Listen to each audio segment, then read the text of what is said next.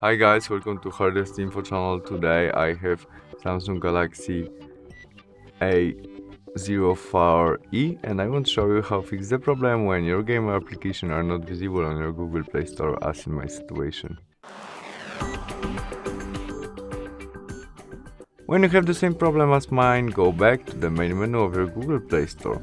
Tap on your photo on the right corner and there choose Settings option. In it, Family and Parental Controls.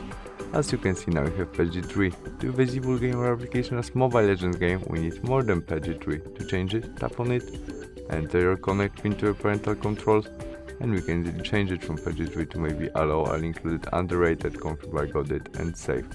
We can also turn off our parental controls by switch off. And that's all. We can go back and try search Mobile Legends games again, which is visible right now, and we can easily install it. Thanks for watching, see you soon, bye!